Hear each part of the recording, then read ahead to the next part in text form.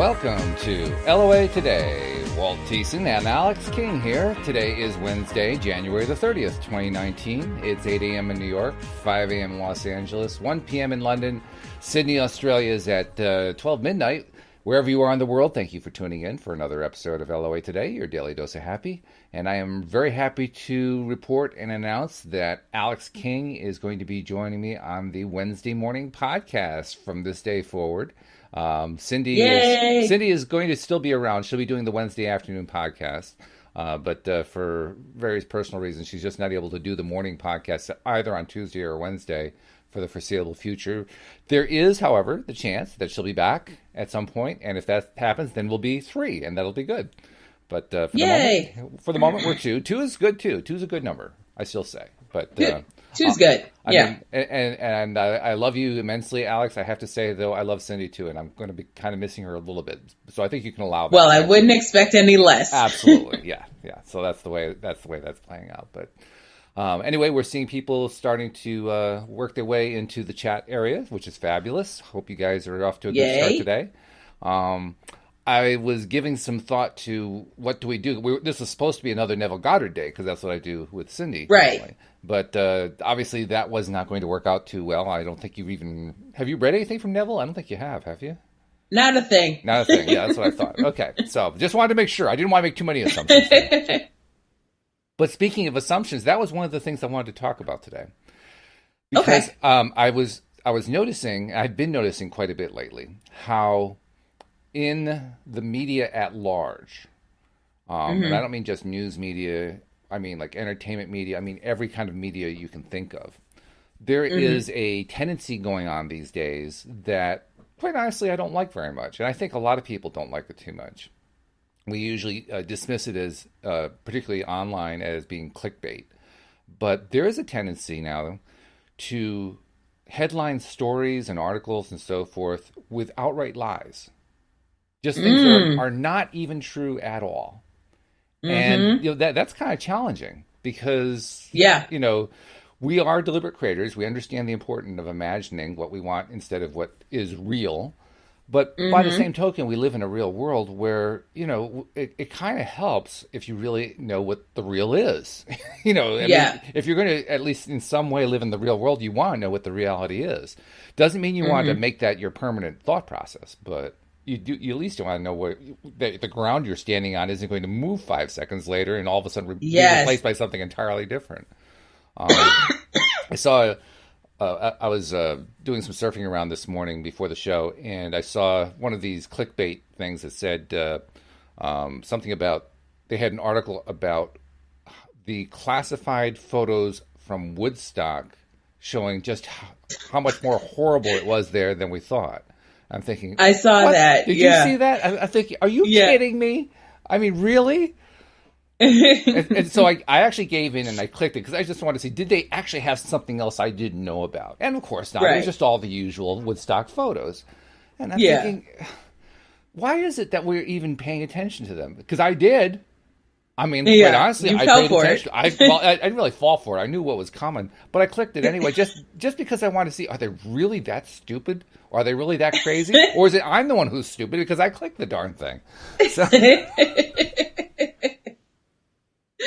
But it is part of a larger trend, and it is a little bit of a disturbing trend. One of the things that made me think about this is your comment yesterday about your friend who doesn't believe in the law of attraction, which is perfectly fine, perfectly acceptable. Right. But it also occurs to me that there are a lot of people who will, in their dismissal of those of us who believe in the law of attraction, who understand how it works, to basically say, well, we're lying. And that's an interesting question. When is it a lie? And more importantly, what's the difference between lying and imagining? Right? I think, I have good experience with lying and imagining because my father's a pathological liar. So, I believe the difference is imagining is fine, but lying is when you start to believe in what you've imagined. Well, that's also part of the law of attraction. You're supposed to believe. I was just going to say that. Yeah, it's kind of contradictory because, that's what we're trying to do. but in a bad way. So, Yeah. you want people to believe, so you start believing your own lies, and that's when it becomes a problem. I also realize there is an important distinction that most of us who are practitioners of LOA would consider to be pretty important, which is the imaginings we're doing in order to provide benefit for ourselves, for others, for loved ones, and so forth. Whereas the people I've been calling the people who are liars, they're lying in order to deceive or to harm others. Right. And that to me is a big distinction. Now, from the law of attraction perspective, that's not really a big distinction. I mean, the law of attraction is just the law. It's just, whatever you focus on is what you attract more of. It doesn't really care whether you're lying because you're being deceptive or lying because you're just trying to convince yourself of a better place or whatever it is. It just responds to whatever it is you're focusing on. So this isn't so much a law of attraction question. This is more of what makes Walt feel better question. Which is true. And I'm perfectly willing to admit it. That's exactly what it is. And I think it's probably true for most people. That's totally fine. I think I think most people feel this way. They want to make their lives better. They don't want to make their lives worse. And I don't think most people want to make other people's lives worse. I don't think so. No. I think most people are pretty decent people, I would say. I mean, we could all think of exceptions, but why think about the exceptions? Let's think about the rule. The rule is most people really are decent people, which is a good thing. Yeah. And it's kind of encouraging to know that. So I was trying to ask myself, okay, so how do I look at this thing that I don't like very much in a more positive way? Because that's what we're about, right? We're about looking at things in a positive way. And the best answer I have so far is what I just told you. I don't really want to focus my attention on people who lie in order to deceive others. I still do at times, more often than I really should for my own good, for my own benefit. Yeah. But I'm trying to focus more and more on the people who are wanting and trying to attract good things into their lives. And, basically live... This also kind of ties back to the discussions we've had in the past about what egoism is, and egotism, and selfishness, and all that kind of thing. I believe it all comes down to the same thing. What's your motivation? What is it that you want to do? There are some people who want to tear other people down. They're not the majority. Yeah. But there are people who just want to tear other people down, who want to make life miserable, who feel that the only way they can get ahead in life is if somebody else is worse off than they are. You know what I mean? Which is so sad. So sad. It is. And it's also encouraged by our media, very often by our entertainment. A lot of our entertainment is about definitely entertainment. Let's feel better by looking at what somebody else is going through, and they're so much worse off than I am, and so therefore I feel better. And when you look at that up close, you realize what a lie that is. Because the person who's saying that they're feeling better because the other person's so much worse off doesn't feel better. No, they don't. I mean, figure that one out, right? Yeah. It's kind of like how people in the entertainment industry will have you believing, oh, I have 6 or 7 cars, I have all this stuff. No, you rented them for your video. So calm down. Stop, perpetrating, and, it's not that serious. But it turned into this huge thing, so where it's now called the Bow Wow Challenge. Where what? You're supposed to... The Bow Wow Challenge. You know who Little Bow Wow is? I have no idea who that is, no. Oh my God. Okay. So, I'm about to get an education, I think. he's a rapper from my era, like from, I'd say, like the mid 90s up until now. He's still current. Oh, okay. And so he was the main one who would be like, oh, I've got all these watches, I got all these necklaces, and I got all this stuff. And then we found out he was lying. He was really broke. Really? And so now anytime someone tries to, like, you'll see on Facebook people taking pictures with like thousands of dollars, and you find out it's fake money or whatever have you. They call that the Bow Wow Challenge. The Bow Wow Challenge. Okay. Yeah. Okay. So it's like how big can you make your lie is the Bow Wow Challenge. And you know what? That is a flawed way to pursue law of attraction. Yes, it is. Because you believe that you're lying. Mm-hmm. All that's going to do is encourage you to have more lies. And to experience more lies. Lies beget lies. Because it's not the words, it's the vibration. It's whatever it actually feels like. So instead of feeling like I'm rich, what he was making himself feel like is I'm pulling the wool over everybody's eyes. Mm-hmm. Which is an entirely different feeling. It's not the same at all. It really is. So, like, when you were dealing with your father, I know he hasn't been in your life for a while, but you had to deal with him for quite some time. And you said he was just a compulsive liar. Is that the word you used? Yeah. Compulsive? Pathological. Pathological? Okay. Mm-hmm. How do you deal with that? That's like a daily challenge. You know that the moment he opens his mouth, the likelihood of it not being true and of being deceptively not true is very, very high. How do you deal with that? Well, I am a very naive person. So up until I was an adult, I believed everything he said. Even when, like, he would say, okay, I'm going to pick you up at this time, and wouldn't show up, wouldn't call, nothing. The next time he said it, I was like, okay, this time he's coming. Every time. So it was just a sad situation. And it took some therapy and some realizing to come to the conclusion, like, okay, he's a liar. I don't think he can help it at this point, and that's not conducive to my lifestyle, so I gotta go. Nasha had a question. The phrase you used to describe what this rapper does and what is associated with him is extremely idiomatic. It's not good English in a sense. So you gotta tell her spell it out. She wants to know, how do you spell this Bow Wow challenge? Okay, so it's BOWWOW challenge. So Bow Wow, and Bow Wow is an idiom that usually refers to a dog. Well, that was his whole thing is, Snoop Dogg was his, like, mentor. Mm-hmm. So he was like the little dog. So he was Little Bow Wow. Okay. All right. So that's where Bow Wow challenge comes from. Right. I'm glad there was no more insinuation than that. Him being such a dog or something. No. That's good. Hey, at least there was some niceness in there, not some some positivity. Silver lining in the cloud. Yeah, right. But my goodness, yeah. How long do you think it took you before you finally were able to get your dad into perspective and realize? Well, you knew that you had to get him out of your life, but how long did it take before you were able to actually realize if something was coming out of his mouth that was probably not true? There was an incident where he left me stranded, and I was just like, "No, I'm done." He told me, "Oh, meet me here at my where he parked his bus. He parked his bus at a specific spot." His bus. And so he's like, "Meet me at." Yeah, he owns a bus company. Really? So like the tour bus, not. Yeah, I guess they're tour buses. Yeah.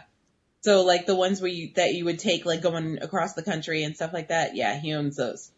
Interesting. So, so we were always traveling as kids. It was a good time. So I got to ask you a question then. If he's a compulsive liar, are the bus schedules always late? No, he usually leaves on time. He's on time with that. He's riding with, yeah. But he was lying about where he was going to the two separate families that he had. Oh my goodness. So that's how he spent time with each family, is he would be like, "Oh, I have a what do you call it? Not a vacation, but I have a job. And I'm going to and he'd pick a random state, so we wouldn't expect to see him for however long, and that's how he spent time with the other family." Yeah, so he's running two families at once, and do you know? I don't know how much you know about this. I can't even imagine dealing with that. That just blows my mind to even think about it. But do you know anything about whether the other family accepts him or has rejected him? Does he still have the other family? To a point. That's part of the reason we no longer speak, is because he was cheating on my stepmother, and I was the one who told her. So he blames me for breaking up the marriage. I'm like, "Oh, so all that cheating you were doing was my fault. Got it. Okay." And that's part of what's so interesting about the topic that I raised today. Yeah. Because the people who write headlines like that, or the people, I mean, this is part of a fairly large culture of lying that goes on. Yeah. I mean, here in the U.S., I don't think either one of us have to think very hard to realize that probably the voice that is loudest on this is the president, Donald Trump, because he's a compulsive liar. He just lies continuously. And interestingly enough, the people who are pro-Trump will dismiss that and say it's not true, which is in itself interesting. And on top of that, we have a whole bunch of people who are his opponents who regularly know that he's lying and then behave as if it's a shock every time that he does it. Yeah. and that sounds just like your story. Yep. Doesn't it? It definitely does. So just how gullible are we? Right. We just want to believe the good in people. It's something inside of us that just says, no, this time it's going to be true.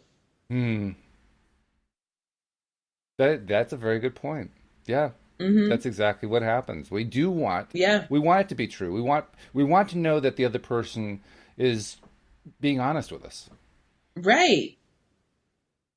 So let's go back to the question about honesty versus imagination, because imagining is a key portion of the law of attraction, right? And because it's a key portion of the law of attraction, it's something those of us who perhaps are not really good at imagining have to learn, or those of us who imagined when we were a kid and kind of grew out of the habit have to relearn. But it's also something where we want to do it because we want the thing to actually come true, and we want it to feel good. Yes. Because we understand as deliberate creators, that's a key thing. We want to focus on what makes us feel good. So I don't really want to spend too much more time on the compulsive liars, because other than to say we're putting forth the negative energy. Yeah. And well, also I do want to acknowledge there is probably some level on which they think they'll feel better by being compulsive liars. Otherwise they wouldn't do it, you know? Yeah. And that in and of itself is kind of a troubling philosophical question all by itself. You know, people who I think it's a whole mental illness by itself. That's what I think. That's probably true. It is kind of a mental illness, isn't it? It's selecting ill as if it were well. Yeah. That's really what it is. You know, exactly. I'm going to choose illness. I'm going to pretend that it's wellness. Right. That's really kind of important too, because when we're talking about illness versus wellness, that's right in line with this whole topic of, well, how do I turn a negative into a positive? And the usual way we think about that is, I have to say the opposite of whatever the negative is.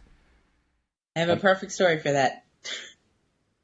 Okay, go ahead. Okay, you ready? Okay, so the other day, Friday, I had to go get a steroid shot in my back. And usually it's really, really painful. So I was like prepared for the pain. I was like, need tissues. I'm going to cry. It's going to be horrible. And then I was like, no, you know what? I'm going to flip this around. So as I'm laying on the table, I'm laying on my stomach and I'm getting prepared. And I got my hands like this, getting ready for the pain. I was like, no, I'm going to loosen up my hands.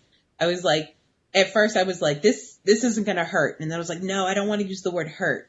I was like, this is not going to be painful. And I was like, no, I don't want to use the word painful. So I said, this is going to be painless. And I just kept saying that over and over in my head. This is going to be painless. And I didn't even know when they were done. Wow. Yeah. So do you think you were lying to yourself? I think I was lying to myself for it to become true. So there was a lie going on there, which is interesting. And I was about to say that really lying to yourself usually isn't the best thing to do. Yeah, but because subconsciously I was like, okay, but every other time this has hurt like a son of a gun. So, yeah, right. Yeah. Yep. But this time I'm like, no, it's going to be painless. And it was. So I was like, good for me. Well, I can think of one, I won't call it well, yeah, I will call it a mitigating factor. There is one mitigating factor that I think makes a huge difference. Abraham Hicks teaches us that things that we often think of as being opposites aren't truly opposite. Right. They are merely different vibration. Opposite is thing or lack of thing. Mm-hmm. So, in the case of the steroid shot, it's either pain or lack of pain. That would be an opposite. But what you were saying was almost that. You didn't say, did you say that you were going to not feel pain, or did you say that it was going to be okay? I said this is going to be painless. Painless. Okay, well, it's kind of, it's like bordering either way. Yeah, it was. Yeah. I had to go through a couple of words before I picked the one that I thought would be conducive. Yeah. But I guess the point is that you picked a word that had the best feeling that you could think of. Yeah. And that's really the key. As long as the feeling is different, then it's on a different vibrational frequency. Right. And as long as it's on a different vibrational frequency, it almost doesn't matter whether it's opposite. What matters is it on a different frequency? Is it in a different ballpark, so to speak? That's really the most important thing. Whereas, interestingly enough, true opposites have very much the same vibration. I didn't think of that. They really do. I mean, in one sense, they're opposite. Purely opposite vibration. Because truly, the vibration of lack is at the other end of the scale from the vibration of have. So in that sense, they are opposite.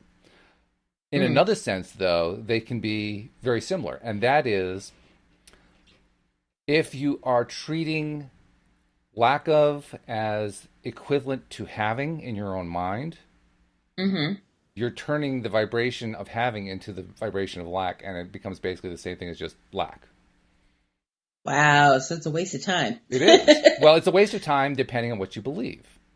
Right. See, if the classic example I can think of is trying to attract money.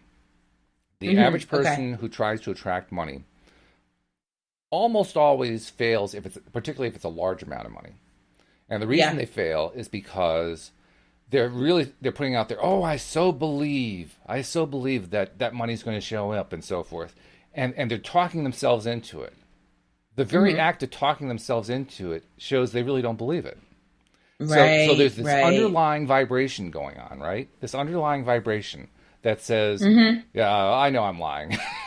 I know it's not true. Exactly. You know? But I'm trying to pretend that part's not there. I'm going to try to pretend that I'm vibrating at the other end of the stick. Yeah. You know? So that's what I mean. In cases like that, even though we think that we're vibrating about the thing, we're really vibrating about the lack of the thing. And so it really is the same vibration. Okay. That's what I meant by that. If you truly are vibrating the thing, that is truly an opposite vibration. But when we're focused on the lack, boy, getting to that other side is about as far as you can go. It's about as big of a difference as there is. Yeah. It's because they're true opposites.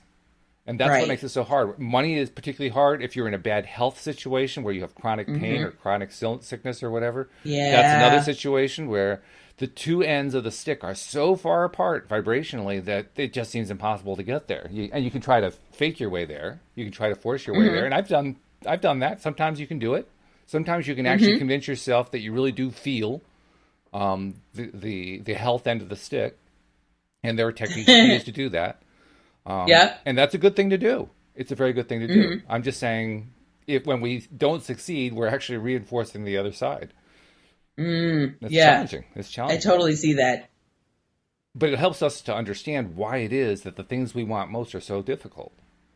Abraham likes to remind us that the ability to attract a button is the same as the ability to attract a castle, and that is true because it's all about what you're vibrating at.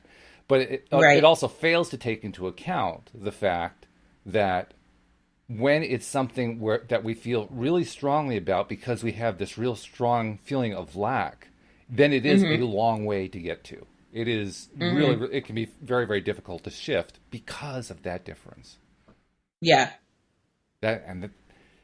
It's a mind-blowing thing of just how powerful that little distinction is. That distinction is small on one hand, and on the other hand, it's gigantic. So earlier, Nasha asked, let's see, when we were talking about the liars and so forth, what was the question she asked? See if I can find it. Oh, why are some people like why? He says, why are some people like this? Why do some people behave like that? And I think the answer is most people, first of all, are not deliberate creators, so they don't even understand all this stuff. And they don't understand the effect they're having on life in general. None at all. And even more than that, in their ignorance, they certainly don't understand the fine differentiation between feeling lack and trying to pretend that you're feeling like you're abundant of whatever the thing is, and actual abundance. I mean, that distinction is lost entirely in that conversation. Yes. So why do people behave the way they do? Because they don't understand. Exactly. That's a very subtle understanding point, and they just don't get it. And they don't see the harm in it. That's the worst part. Yeah. I honestly don't think that the president understands how much harm he does. I really don't think it occurs to him. Yeah. And he's doing harm on a national level. And I think he thinks he's doing good. He does think he's doing good. Yeah. Either that or he's trying to law of attract the whole thing because he's like, oh, my, what does he say? Something about his percentages are like really high and they're like the lowest a president's ever had. The favorability, unfavorability. Yeah. His Twitter is, I don't know. Someone gave him the wrong information on law of attraction, let me tell you. Well, I don't think he ever learned it as law of attraction, but I think he did learn law of attraction early in his own way. I think we could call it like street knowledge. Yeah, okay.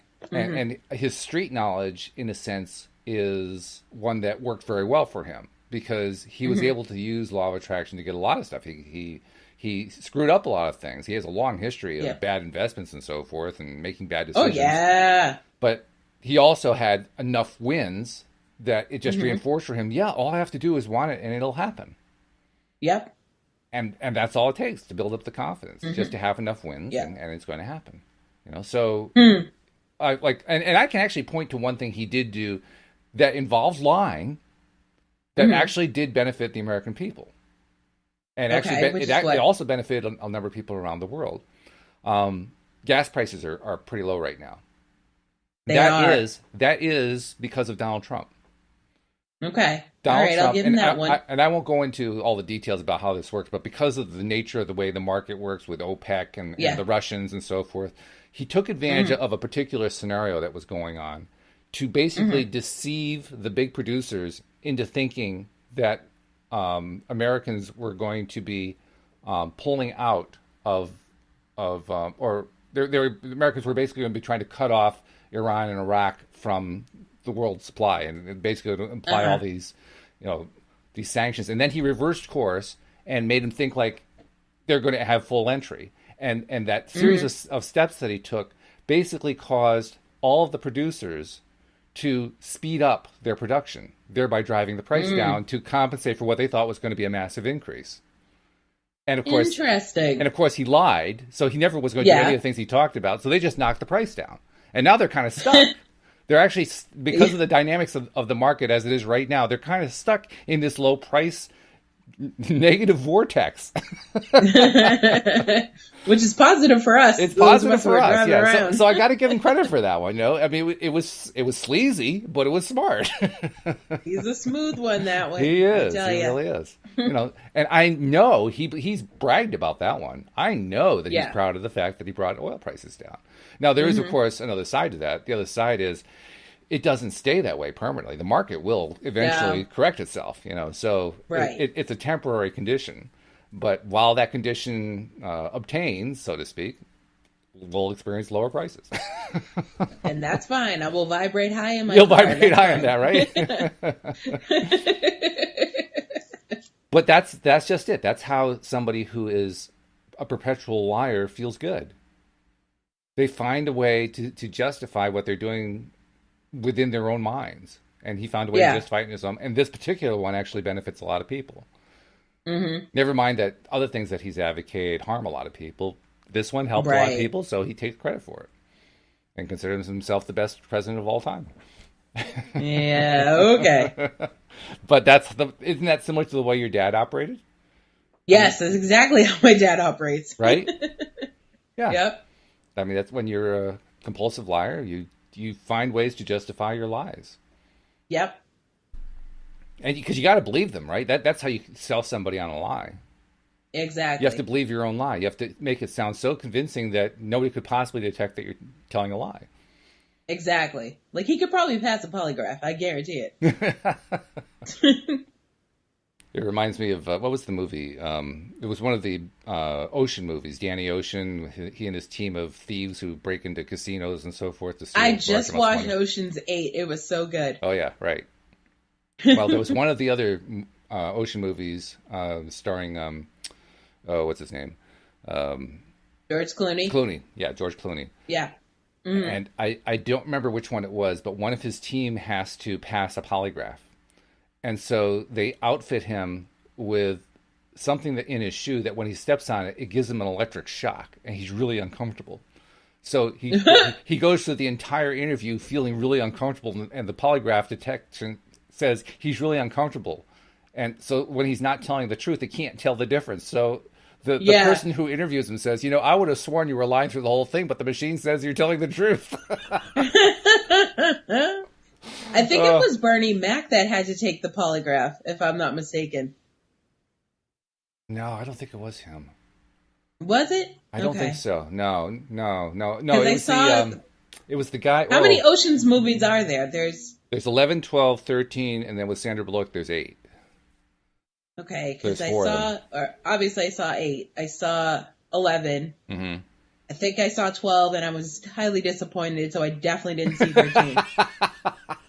I was like, what are we doing? 12 was a little weird. That was definitely true. Oh, they forced it. Yeah. Well, Louise actually didn't like 8, believe it or not. Really? A lot of people didn't like 8. Because the energy level wasn't innovative. The same. It was innovative. Yeah, the way that they stole things, I was like, these could be applied in real life. Like, this is a dangerous movie. Well, there's also a certain suspension of belief you have to engage in order to appreciate the movies, to be perfectly honest. But, yeah. But, anyway. Actually, those movies, I guess, are also studying lying, aren't they? Now that I think about they are. It all comes back around. Oh, boy, I tell you. So let's see. We have some questions here, and I want to make sure I get them. I mean, we've been enjoying our conversation so much that I haven't gone to them, but I want to make sure I get them. So let me see if I can bring them up here.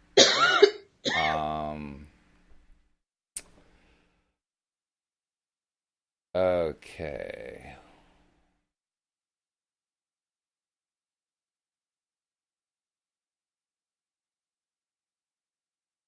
Well, there's a lot of conversation. I'm still not finding. I know there's some questions. I saw them.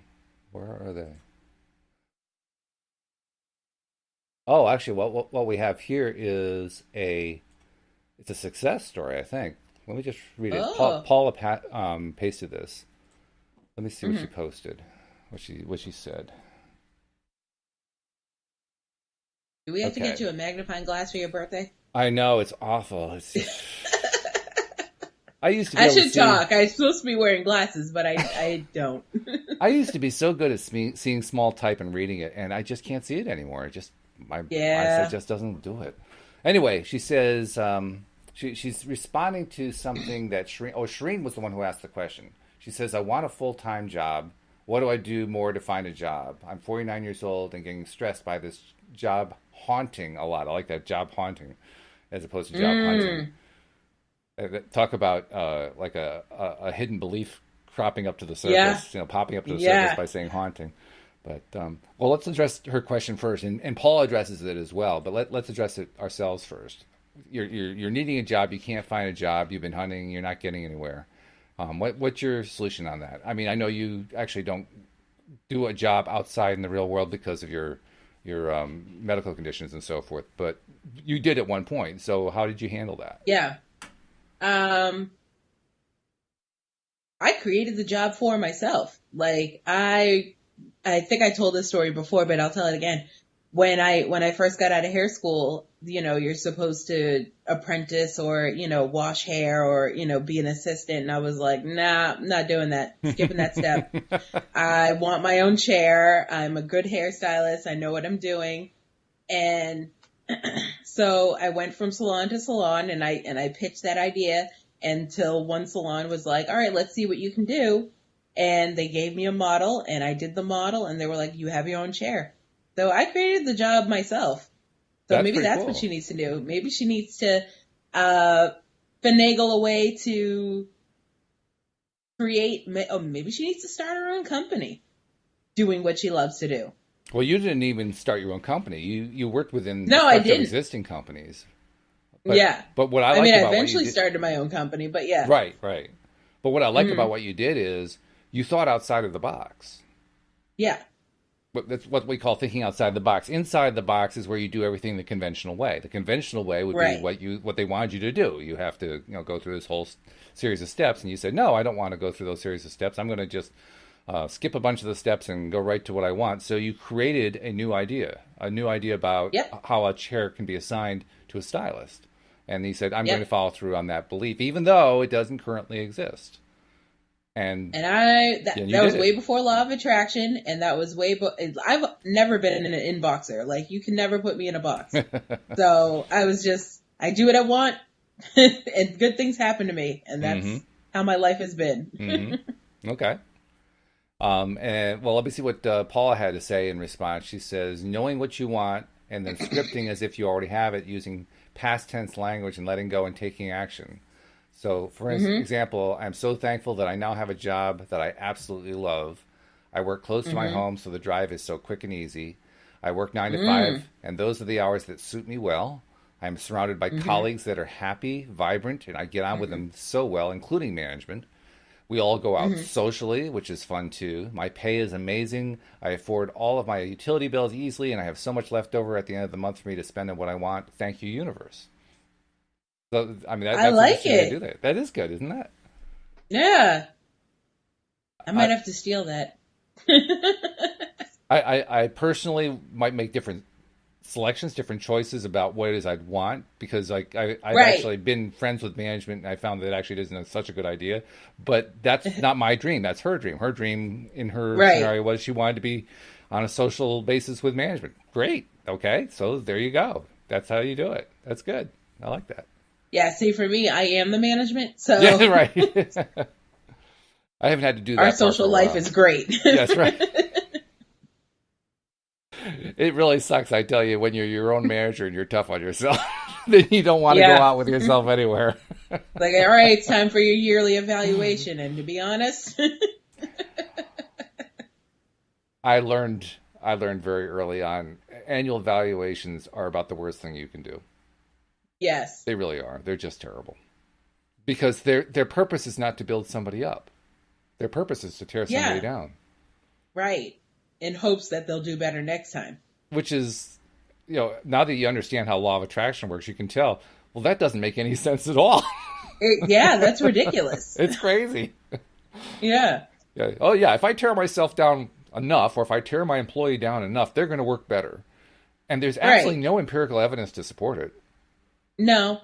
I mean, I actually took management classes in college, where they teach you management skills, usually for somebody who's pursuing an MBA. And there is no empirical evidence at all to suggest that when you treat people that way, they perform better. Now, companies will tell you otherwise. They'll tell you ever since we put in this employee evaluation system, our productivity went up or something along that line.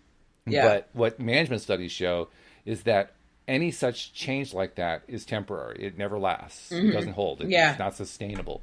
And the classic example, this is a very, very old example from back in the days when they were first learning how to do management studies, back in the early days of the Industrial Revolution and so forth. Back in the 1920s and 1930s, they did their first initial tests trying to figure out how do you improve productivity, how do you make the car come out right the first time, that kind of thing. And they went into this one factory. I can't remember what the factory made, But they went into a factory, and the advisors, the management experts, were saying, well, we're noticing that the lighting in here is pretty dim. So we're going to recommend that you increase the lighting, make the lighting better. And if you do that, your workers are going to do a better job. So they put better lighting in, and productivity went up. And they said, well, that's pretty cool. And then later on, I don't remember exactly what happened, but for whatever reason, the lights had to get turned off or turned down or something like that. And management wasn't really happy about that because they thought productivity was going to go down. But they had to do it. So they did it, and productivity went up.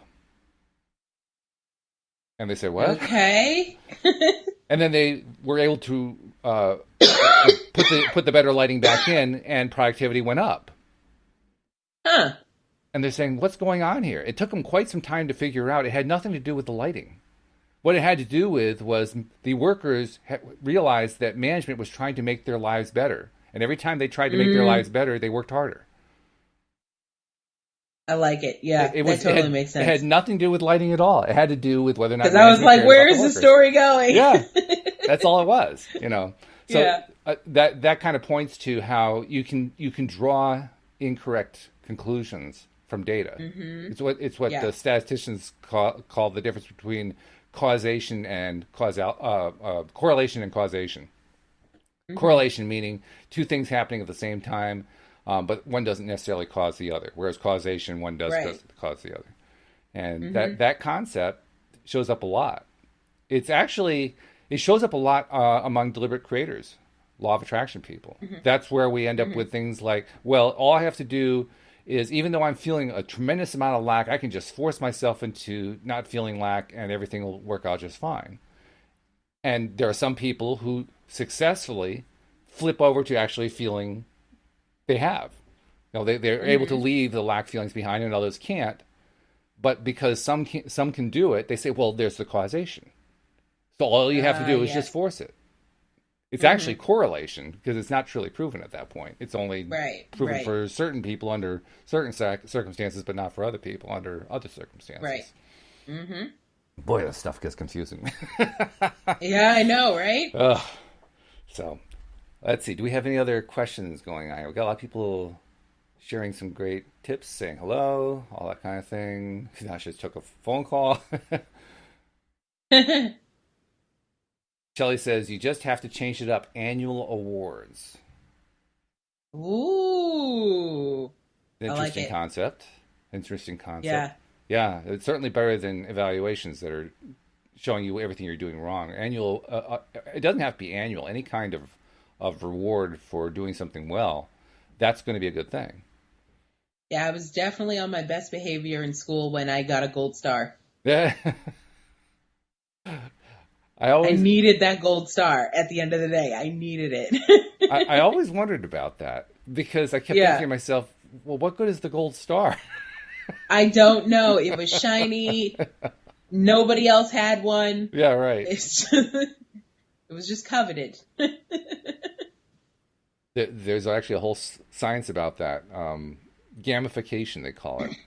Because in video games and so forth, they'll often have a point system. You do such and such in the game, you get points for it, or you get a badge, or you get some sort of a recognition for it. And they realized that the more that they built those kinds of things in, the more people played the games. So people are going after these status symbols, basically, that are absolutely valueless in terms of being able to buy anything with them or use them for anything else outside of the game. It's just within the game. Oh, I just achieved this status level. Yeah, I still don't quite understand that one, but I mean, I do. Because you don't play video games. Well, yeah, I lost interest in video games back years and years ago. I recognize the video game craze today. I don't get it. I mean, I've even tried. I don't remember what it was. I tried one of the games recently that's out there, and I lost interest so fast. It was crazy. Some of them, the graphics are so good, I can't my brain can't process it. Like, my eyes are like, no, this is too much. It's too real. I can't handle it. I gotta sign off. Wow. Okay. Yeah. But games like The Sims, which is those I can play. I can play those all day, every day. Now, what is it you like about it? Because I think that's actually the one I played with for a little bit, and I lost interest really, really fast. So, well, it's easy to lose interest in that because it's the same goal every day. Mm-hmm. You know, you get up, you go to work, you know, depending on what your situation is, you take care of your family. But the goal is to make enough money to buy more stuff to raise your status. So it's exactly what you were saying. Okay. Except you gotta be. I know why. As you're saying that, I understand why now. I didn't really like it very much. Yeah. Which is most of the time that I was doing stuff to feed the family, so to speak. I was doing stuff I didn't love. So I'm thinking, why do I want to play a game to do that even more? Yeah, it's real life. It's real life. I don't want to. I mean, I've had enough of that. Why do I do more of that? Yeah, it's like, oh, I got to exercise so I can get this type of body, but I have to go to the bathroom right now, so I have to stop what I'm doing, and then it's just, it's a lot. It's a lot. Well, I guess it proves that everybody has their own perception about what they find to be good and what they find to be not good, what they prefer and what they don't prefer. Yeah. Because, I mean, that for me, all of that was on the not prefer side. Well, it can also be fun if you mess with it a little bit. Like, what do you mean? If my sim had, like, 0 cooking skills, like, it's like 0 out of 10 skills. So if my cook had 0 cooking skills and I kept using the oven, eventually a fire was going to start. So that caused some excitement in the game. So can you find the fire extinguisher fast enough? Can the fire department get there fast enough before everything burns to the ground? And will you die? Jeez. Because then your ghost lingers around the game for like 2 days. It's great. Well, to me, that's the same category as the people, and I think Sims was one of the games where there was a lot of this. You could buy solutions that would hack the game and cheat it. Yes, you can. And, I mean, the first thought that goes through my mind is, what's the point of a game if the whole point is to hack it? Why bother to have the rules? I don't know. I don't understand. What's the point of having a law if you're going to have loopholes? I don't know these things.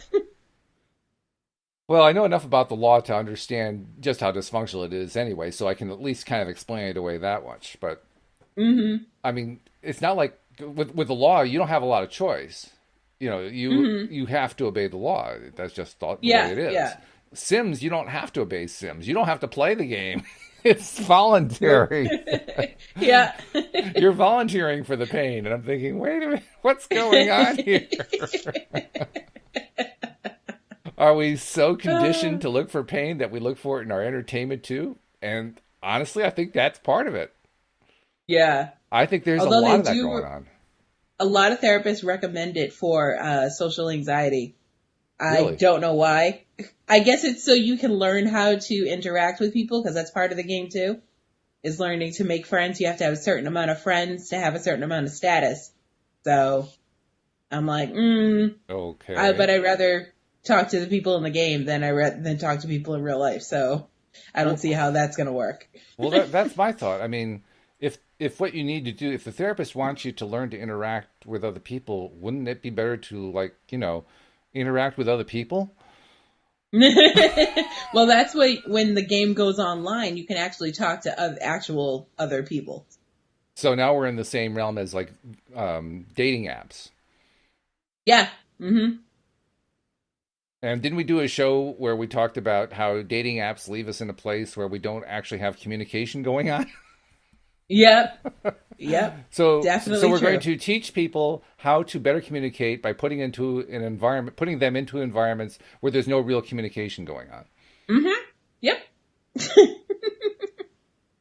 I feel like it's more forced communication. Is it just me? Am I the only one who thinks this is insane? No, I feel like it's forced communication as opposed to lack of communication with dating apps and video games, because it's like you have to you have to get to the point quicker with dating apps. You know what I mean? Like, what are you here for? What do you want? Why did you swipe right? Why are you on my page? Like, I need to know these things before I, move on with this conversation. And So, things just move a lot faster via text. And yeah, but no real conversation happens. And I think that's what sparked me about, that's what sparked me about Mike, is he was like, "Can I call you?" And I was like, okay, this is different. Yeah. Yeah. Do people not make phone calls anymore? No, people text. There was a meme I saw the other day, and it said, I look at my phone while it's ringing and wonder, could this have been textable?"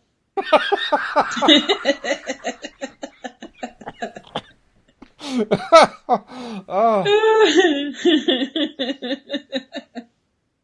I personally still make phone calls because I like talking to people. I don't mind texting, but I like having long conversations with people. So I like making phone calls. I don't know. Again, maybe this is me, but I just know from my own experience. I think I've told you, when I was in my 20s and my 30s, mm-hmm. despite the fact that I played in a rock band, I was a pretty shy person, especially in my 20s. And mm-hmm.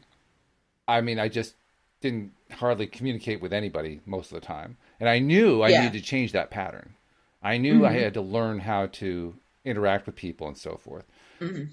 And so even though I didn't like it very much, I kind of pushed myself to get out there into the real world and interact with people. And mm-hmm. it was a long, slow process. So when the idea came along of being able to run away from all that by, texting and so forth, I saw the appeal to it. I certainly understand mm-hmm. the appeal to it, but I also saw the danger of it. Because the danger mm-hmm. is, okay, you can get sucked into this thing of texting all the time and not actively interacting with anybody, and you never really learn the social skill. Mm-hmm. That's the part that's alarming to me. That is a fact. So, I mean, if that really is the case, most young people really don't call anymore. Nope. I'm saying that, like, having trouble getting the words out because I don't believe it. Like, people don't even understand what to do when their phone rings. They're like, why is it making that noise? You're pulling my leg. I swear to God. I swear. So do we have to have a class on how to use a phone as a phone? I mean, it's gonna become obsolete pretty soon. I think. I'm in a realm right now where I don't know how to handle the stimuli that's around me. I don't understand. Welcome to my life. Welcome to autism, right? Yeah. What the? Well, on the one hand, it's kind of encouraging and soothing mm-hmm. because I know that it isn't me. The world really is crazy.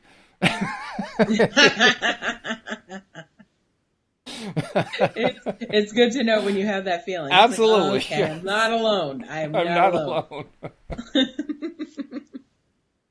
Oh, seriously, I'm going to have to sit with that one for a while just to get a sense of it. Let that marinate. Yeah. Holy I mean, cow. Look what happened to the landline. Things are becoming obsolete, especially with virtual reality now. Now you can actually be another person in another situation. Oh yeah. Yeah.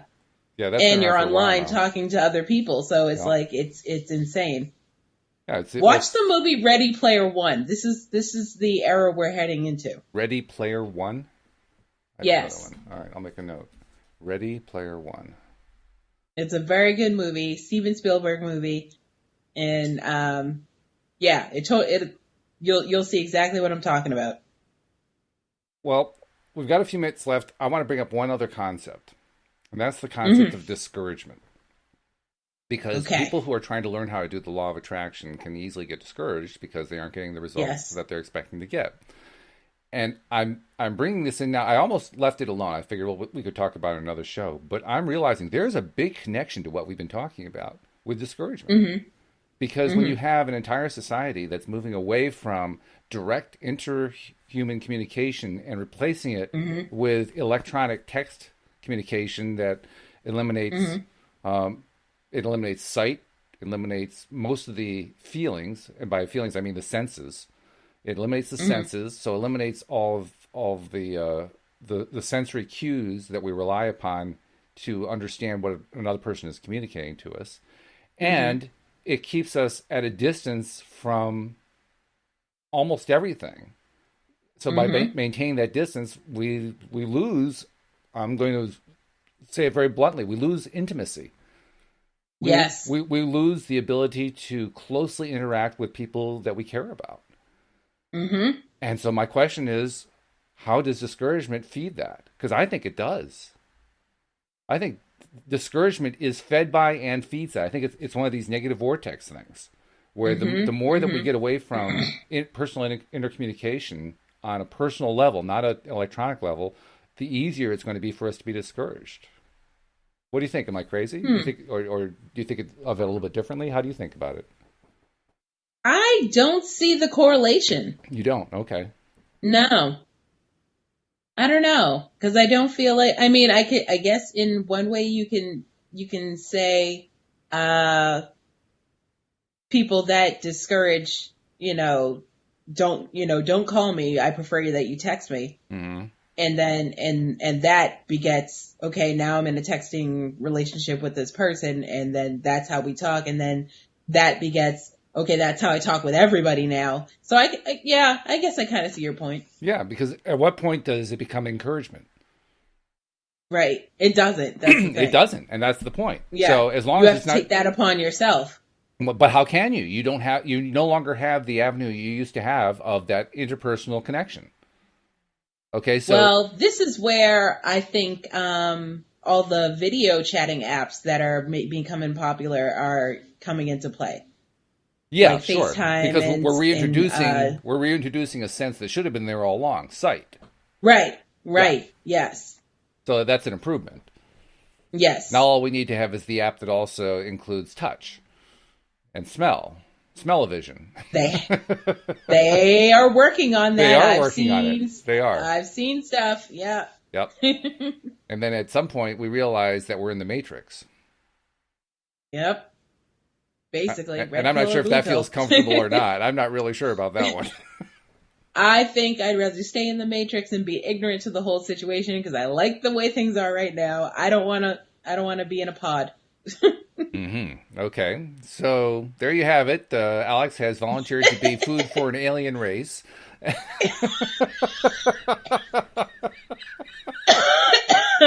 Oh my God. Yeah, I guess so. I volunteer as tribute. As tribute.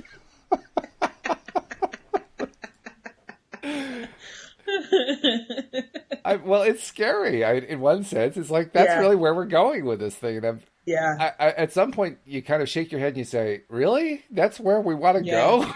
Honestly, right? Yeah. Well, anyway, this has been quite an exploration. I mean, it all just started with the question of truth and reality versus imagination, and when is it telling a lie, and when is it imagining what you want as a preference. And I have a feeling that we have basically just started to scratch the surface on this issue. This one's going to pop up a few times going forward. I agree. Yeah. But that's good. That's, that gives us fodder for conversation, among other things. Yep. So, good stuff. So anyway, I guess next time I will be talking to you will be on Friday when me and Tom Wells do the show. Friday morning. All right. So I will see you then. Thank you for becoming my new Wednesday co-host. I appreciate it. I'm always here. I love it. All right. We'll see you all next time here on LOA Today. Goodbye, everybody.